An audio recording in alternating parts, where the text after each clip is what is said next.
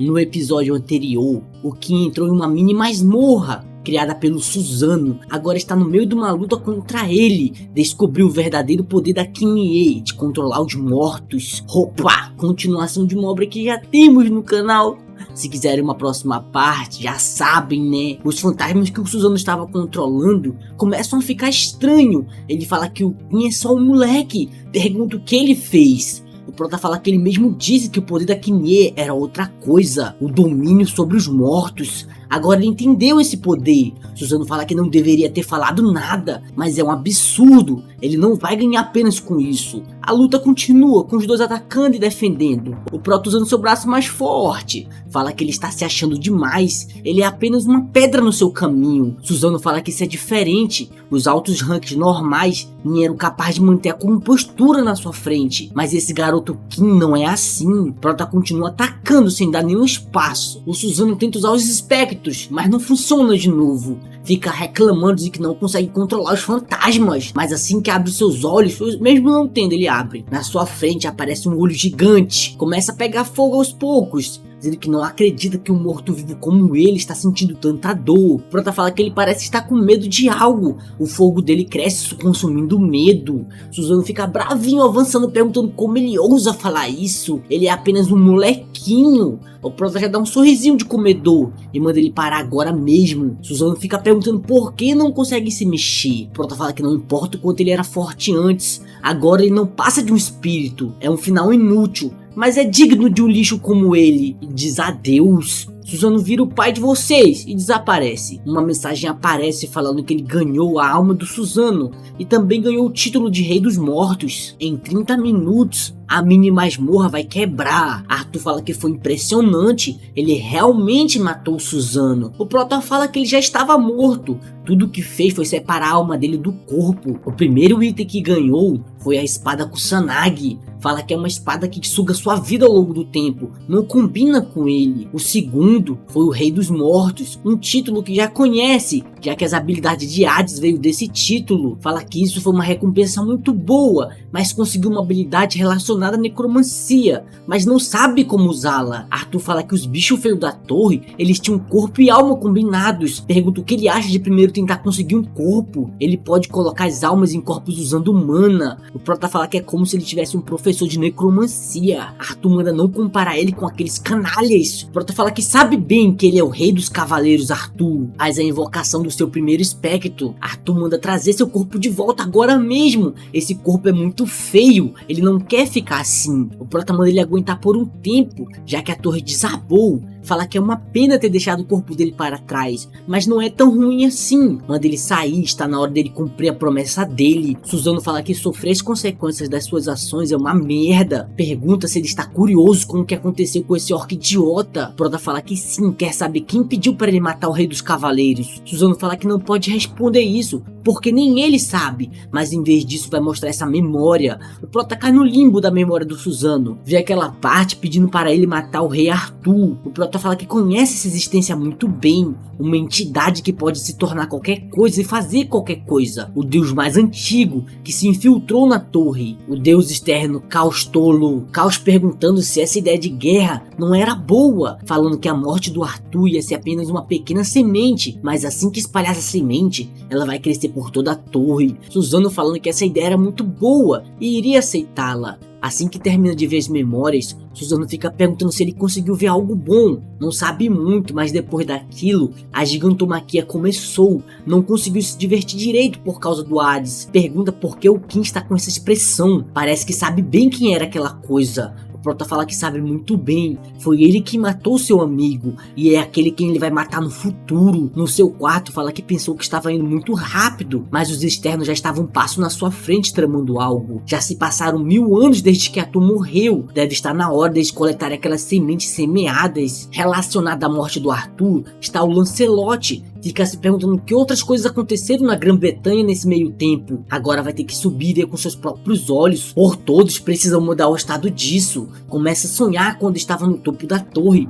fala que Merlin e Azura, exceto por ele, todos iriam morrer naquele local. Na frente deles, um deus externo. O Prota já sai correndo na frente de todo mundo. Asura falando que é inesperado ele assumiu o comando assim. O Prota fala que deveria ter feito isso desde o começo. Se tivesse feito isso naquela época, quantas pessoas ele poderia ter salvo? Não importa em que mundo ele esteja, e não importa que linha de tempo ele esteja, vai matar ele todas as vezes por todos os seus amigos. O Prota acorda assustado, dizendo que foi esse sonho maldito de novo, falando que não é porque os externos já começaram que ele vai desistir. Precisa visitar o velhote na forja antes de ir para o andar 21. Ele já deve ter terminado o que deixou com ele. Se não for agora, ele vai ficar gritando porque passou muito tempo. Assim que vai entrando na forja, já toma um martelado no meio dos peitos. Prota pensativo diz que não foi só gritar. Hefesto brabo perguntando por que ele demorou todo esse tempo e pergunta por que diabos ele não desviou disso. O Prota fala que sentiu que a raiva dele passaria se ele fosse atingido. Hefesto continua brabo, dizendo que ele nem mesmo fez o teste de andar. O que ele estava fazendo esse tempo todo? Prota pensativo diz que ele parece ter ficado preocupado. Até sabe que ele não fez o teste. Fala que estava explorando uma masmorra escondida. Foi difícil, por isso demorou um pouco. Hefesto manda ele olhar essa merda. Pensou várias vezes se deveria quebrá-lo ou não. Na caixinha tem o cristal do mar. Tem o poder relacionado à água. Peixe, essas coisas aí. Prota fala que só muda o atributo, mas é muito parecido com o cristal das trevas. Hefesto manda ele entregar a luva por um momento. Vai fazer um encaixe nela para colocar o outro cristal. Está tentando terminar o que ele começou 2 meses atrás. Seria bom se a Kinye pudesse ser usada por 2 poderes diferentes, mas ele só vai poder usar um item por vez. Prota fica se perguntando se deveria dar uma dica sobre o futuro. Pergunta o que ele acha de tentar fortalecer a Kinye usando outros ingredientes, ou até mesmo magia. Hefesto fica surpreso perguntando se talvez ele seja um gênio. O Prota manda ele dizer de novo. Hefesto fala que não disse nada, falando que foi uma boa ideia, ele até serve para alguma coisa de vez em quando. O Prota manda ele não mudar de assunto, pergunta se foi chamado de gênio. Hefesto fica brabo com sua faquinha de cortar pão, perguntando quando foi que ele disse isso. Depois disso, Hefesto ficou pensando sobre fortalecer um item, dizendo que seus instintos de ferreiro estão apitando. Ele não falou isso, mas queria. Começa a rir falando que isso não é impossível de fazer. Não consegue acreditar que ouviu isso daquele moleque. Escuta um barulho na porta. Já puxa o seu martelo perguntando se não são aqueles lixos olimpianos de novo. O Kong já aparece perguntando se é aqui que ele mora agora. Hefesto fala que pela aparência patética, sabe que é um clone. Pergunta o que ele tá fazendo aqui. O Kong fala que ele ainda continua espinhoso. Mesmo no calor ele não amolece esse coração. Hefesto pergunta cadê a arma que fez pra ele. O Kong fala que conseguiu algo mais incrível, uma vara que estica, mas não veio falar disso. Fala que está procurando por alguém. Pergunta se ele conhece o Kim. Hefesto já dá uma apertada no cabo do martelo. O Kong já começa a dar uma risadinha, dizendo que ele parece conhecer o Kim sim, hein? Hefesto fala que ele está usando os olhos dourados, que podem ver a verdade ou a mentira. Pode não ser forte por ser um clone, mas ainda assim é muito forte. Mas não pode entregar aquele moleque. O Kong fica perguntando qual é a graça. Hefesto fala que não conhece ninguém com esse nome. O Kong fica bravinho dizendo que não queria fazer isso, mas se ele não falar ele pode acabar morrendo. Hefesto fala que não importa quantas ameaças ele faça,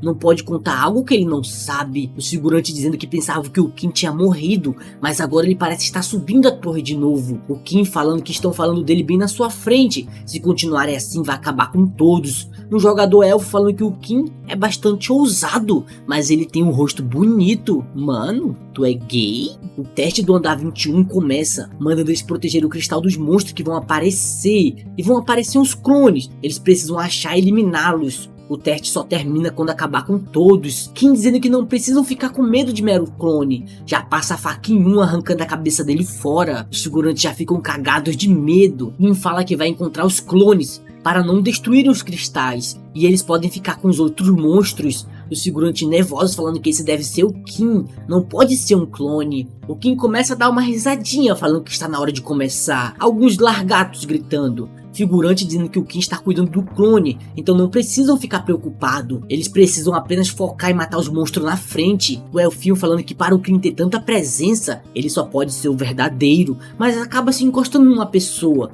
Pede desculpa falando que foi sem querer. O Prota fala que está tudo bem. O elfinho já fica assustado dizendo que esse é o Kim, eles parecem demais, mas muda de ideia achando que é só uma pessoa parecida com ele. O Prota pergunta se ele não acha que tem algo de errado. Depois do primeiro, ele não conseguiu achar mais nenhum nenhum. O Elfinho fala que isso deve ser difícil, mas foi incrível ele encontrar o primeiro logo de início. O Prota fala que foi uma coincidência, acha que o Kim deveria ser um pouco mais habilidoso que isso. O Elfinho fala que ele é esquisito, está apenas desconfiando dos outros, mas os olhos dele não são bons. Fala que enquanto o Kim estiver ali, ninguém vai conseguir chegar perto do cristal. Então ele não precisa perder tempo com suspeitas desnecessárias, só precisam focar nos monstros. Prota fica rindo dizendo que é uma sensação estranha, mas é divertida. Quer ver até onde o Kim que eles confiam vão chegar. Figurante reclamando, falando que já estão fazendo isso por muito tempo, mas o Kim está parado desde o começo. A coisa boa é que ninguém consegue chegar no cristal graças a ele protegendo. Kim fala que os clones devem estar escondidos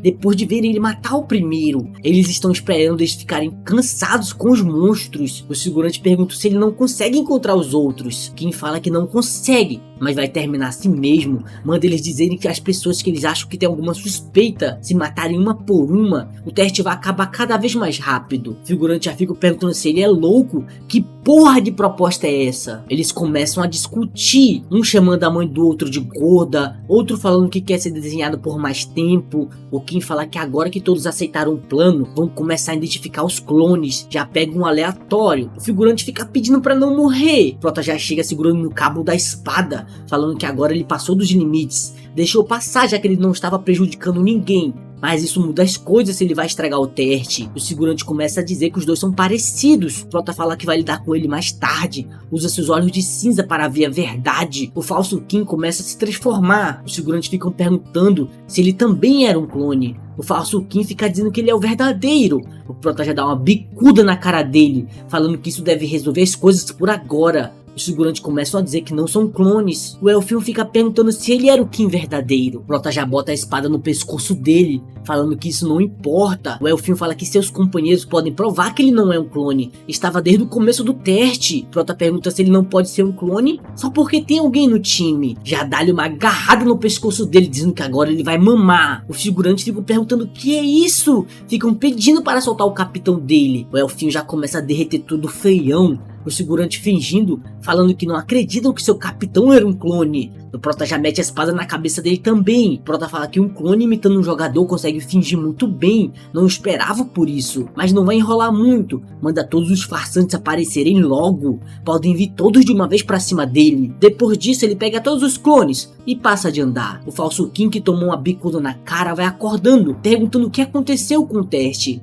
O Prota fala que agora que ele acordou já pode se levantar. Já manda ele falar agora mesmo, ou vai fazer ele acordar totalmente. O Kim falso fala que seu nome é Mamus. Não é nem zoeira, esse é o nome do cara mesmo. Prota fala que ele não era um clone, já que está bem depois que o teste terminou. O que ele é? Mamus fala que é um clone, mas também é um jogador. O Prota diz que ele deve ser um demônio de puro sangue. De que linhagem ele faz parte? Ele não parece ser comum. Mamus fala que seu pai é o Belial, o rei demônio Belial, o famoso rei dos clones. Prota fala que ele é conhecido como o monarca das mentiras. Usa seu olho de cinza, falando que ele não parece estar mentindo. A guilda deles consegue rivalizar com o Olimpo em tamanho e força. Isso significa que ele tem uma posição semelhante ao Ragan. Prota pergunta que merda ele está fazendo aqui disfarçado dele. Mamus fala que não é uma boa hora de dizer isso, mas é um grande fã dele. Mamus fica com os olhos brilhando, falando que é um muito fã. Se impressionou vendo ele arrasar no teste e se tornou um fã vendo ele lutar no grande torneio de artes marciais. Mas não está pedindo para pegar leve. Ele vai se arrepender do seu ato. Nunca mais vai fazer isso. O Prota fala que não esperava por isso,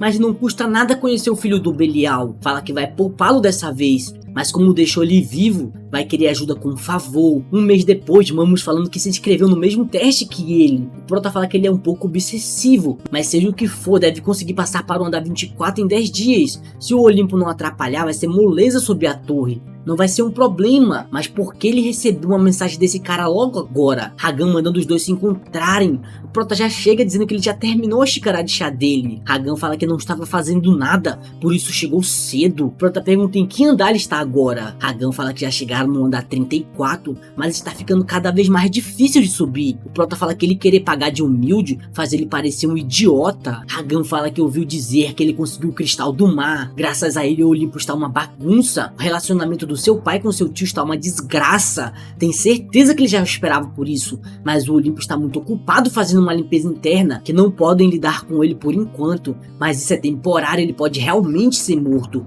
Ele precisa decidir se agora vai se curvar ao Olympus e entregar o cristal ou vai encontrar um lugar como Asgard para protegê-lo. O Prota pergunta se ele já terminou de falar, já está indo embora. Hagan pergunta se ele realmente está planejando seguir isso até o fim. Prota fala que ele já fez essa pergunta várias vezes e ele já sabe a resposta para ela. Hagan manda ele tomar cuidado no andar 25, especialmente na Grã-Bretanha. Aquele lugar é uma armadilha para ele. Apollo perguntando como foi a conversa. Hagan dizendo que o Kim é muito cabeça dura. Apollo falando que o tio deles está demorando para tomar uma decisão. Hagan pergunta se seu irmão não vai se arrepender disso depois. Apollo fala que é claro que sim, mas não pode ficar sem fazer nada. Ele deveria focar em subir de rank primeiro e aumentar o seu poder. Hagan falando que avisou o Kim para tomar cuidado com a Grã-Bretanha, mas ele não parecia ter intenção nenhuma de ser cauteloso. Apollo falando que não é um lugar para um jogador como ele entrar. Foi muita burrice fazer isso. Hagan fala que não tem certeza. Ele já ganhou de vários ranks e ninguém esperava por isso. Pode estar apenas sonhando, mas tem a sensação que dessa vez não vai ser diferente. O teste do andar 24 vai começar. A missão é para parar grandes vacas. A cada estágio do teste, o número de grandes vacas vai aumentando. Cada estágio que passa, eles ganham 10 pontos. Cada vaca morta vale 5 e custa 10 pontos para invocar uma vaca para o time inimigo da escolha deles. As equipes têm uma área que não podem sair, senão vão ser eliminadas. Mamus perguntando se o Kim não está feliz por estarem no mesmo time. Prota fala que vão agir separados nos próximos andares. Mamus fica perguntando por que não podem ir juntinhos. Prota fala que eles não podem, mas ele vai mudar de opinião bem rápido quando souber os trabalhos que tem para ele. Uma mensagem aparece dizendo que vai começar. Eles começam com 10 pontos. Prota fala que com isso dá para invocar uma grande vaca. Parece que todos vão começar com igualdade. Os figurantes dizendo que já passaram no teste. O Kim tá do lado deles. Prota fala que espera que eles não se arrependam do que estão falando. No primeiro estágio, um total de 14 grandes vacas são invocadas contra o time do Kim.